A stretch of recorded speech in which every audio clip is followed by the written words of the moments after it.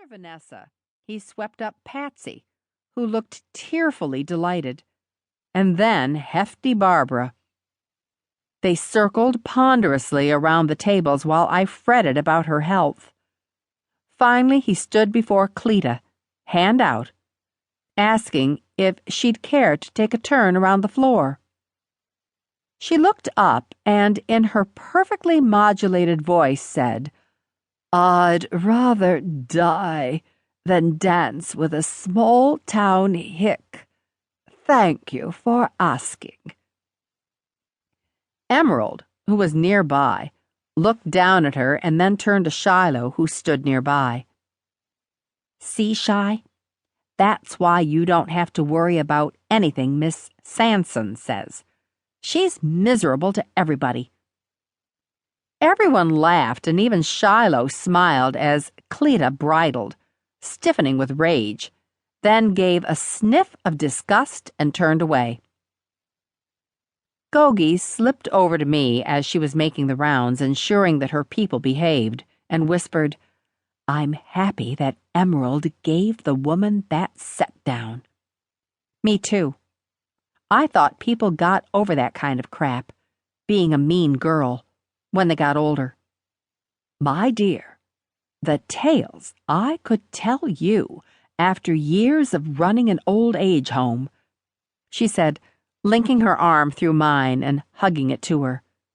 Mean girls and bully boys get older, but they don't usually get better. Well, that's depressing.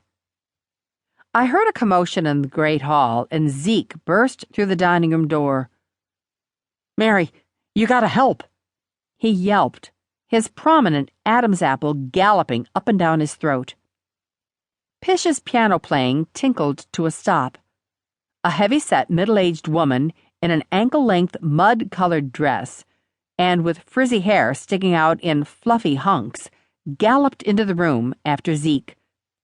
Her gaze swept over the gathering, a belligerent expression on her plain, doughy face, her protruding eyes wide. "Where is she? Where's my aunt?" I wove through the tables toward her as Gordy, hunched and hustling, followed into the room. He caught my eye, grimaced, and shrugged.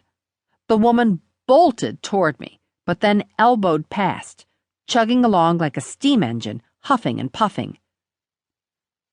"Auntie!" She howled, hands outstretched, wheezing as she caught sight of Cleta. "Are you all right? I didn't know what to think when you were gone. I just didn't know. Did these people abduct you? I tried to talk to the police in New York, but they wouldn't let me file a missing persons report." Cleta stiffened, frozen in place as the woman surged toward her. "Louder! Stop this instant," she said, her cultured voice trembling, her hands lifted as if to ward off blows. "I will not see you. Someone take her away." Vanessa and the other members of the Legion collected around Cleta, their expressions identically alarmed.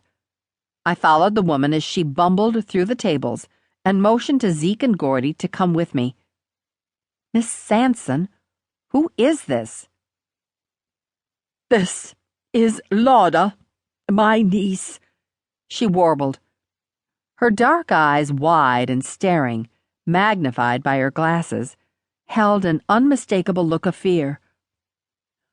"I don't wish to speak with her." Lauda stopped abruptly. She looked around at the faces turned toward her, the crowd riveted by the drama being acted out before them. You'd have thought it was a sketch from a play, the way the townies and Golden Acres folks gaped. Doc English's eyes goggled behind his glasses, and Helen Johnson was avidly staring, her gaze slewing back and forth between the two women. She whispered something to her table-mate, Eleanor. "Auntie, please don't be mean this once," Lauda whimpered. Tears welled in her pale